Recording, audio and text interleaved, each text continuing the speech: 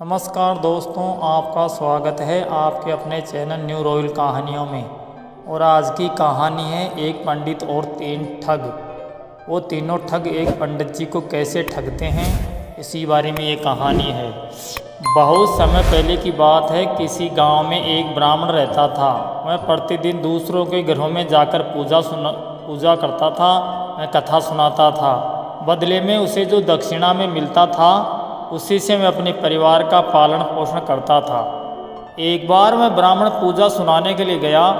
दक्षिणा के रूप में ब्राह्मण को एक बकरी मिली। बकरी बड़ी मोटी ताजी थी। ब्राह्मण उस बकरी को अपने कंधे पर लादकर अपने घर के लिए चल पड़ा। रास्ते में ब्राह्मण को तीन ठग मिले। तो ठगों ने देखा कि ब्राह्मण के कंधे पर एक बकरी लिए हुए जा रहा है।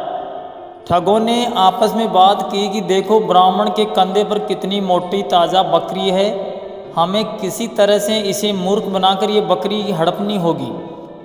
तीनों ठगों ने एक दूसरे के कान में अपनी अपनी योजना बता दी। योजना के अनुसार तीनों ठग थोड़ी थोड़ी दूर पर खड़े हो गए।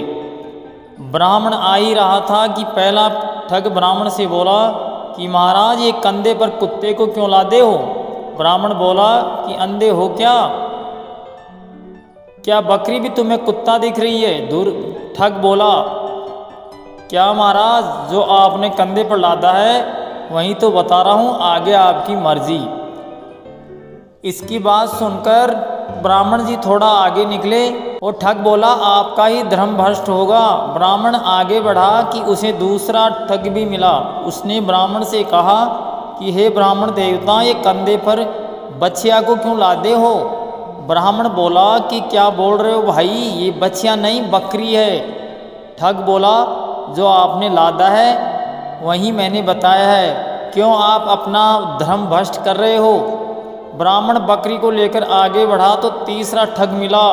उसने ब्राह्मण से बोला कि हे ब्राह्मण देवता, ये गधी का बच्चा आपने अपने कंधे पर क्यों लाद रखा है? ब्राह्मण बोला कि अंधे हो, दिखता नहीं क्या? बकरी तुम्हें गधा का बच्चा दिख रहा है, ये बकरी है बकरी। ये कहते हुए ब्राह्मण आगे निकल गया। फिर ब्राह्मण को ये शक हुआ कि कहीं ये कोई पिशाचिनी या कोई भूत तो नहीं है जो लोगों को अलग अलग रूप में दिख रही है। ब्राह्मण शंका की नज़र से उस बकरी की तरफ देखने लगा। शंका की वजह से ब्राह्मण को उस बकरी में एक पिशाचिनी का चेहरा दिखा। ब्राह्मण डर गया। वह बकरी को वहीं रास्ते में छोड़कर आगे निकल गया। तीनों ठगों ने उस बकरी को पाकर बहुत खुश हुए कि उनकी योजना सफल हुई। वह बकरी को अपने घर ले गए। इस तरीके से तीनों ठगों ने मिलकर उस ब्राह्मण को मूर्ख बनाया। आशा करता हूँ आपको ये छोटी सी कहानी पसंद आई होगी। अगर पसंद आई तो कहानी को लाइक, शेयर एवं चैनल पर नए हो तो चैनल को सब्सक्राइब ज़रूर करें, ताकि आने वाले समय में ऐसे ही ज्ञानवर्धक व धार्मिक कहानियाँ सुनने को मिल सकें। धन्यवाद।